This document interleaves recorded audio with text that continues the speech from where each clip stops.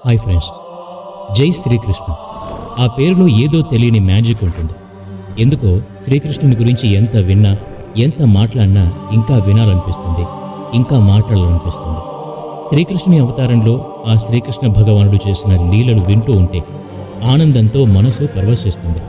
శ్రీకృష్ణుని ప్రతి ఒక్కరూ ఇలాంటి కొడుకుంటే బావుండు, ఇలాంటి తమ్ముడు, ఇలాంటి భర్త, ఇలాంటి స్నేహితుడు, ఇలాంటి శ్రేయోభిలాషి, ఇలాంటి బంధువు ఉంటే చాలు అని అనిపించుకున్నాడు తన చిలిపి అల్లరి చేష్టలతో. ఎందరో గోపికల మనసుల్ని పరవశింపజేశాడు. తన పిల్లనగ్రో వేణుగానంతో తన చుట్టూ ఉన్నవారికి ప్రశాంతతను మరియు తమ పరిసరాల్ని మరిచిపోయేంత అనుభూతిని కలిగించేవాడు. ఎన్నో గొప్ప పనులు చేయించాడు. అర్జునుడికి గీతోపదేశం చేశాడు. ఇలా చెప్పుకుంటూ పోతే శ్రీకృష్ణుడి గురించి ఎంత చెప్పినా తక్కువే. ఈరోజు శ్రీకృష్ణుని నగరమైన ద్వారకా నగరం గురించి మాకు తెలిసిన విషయాలన్నీ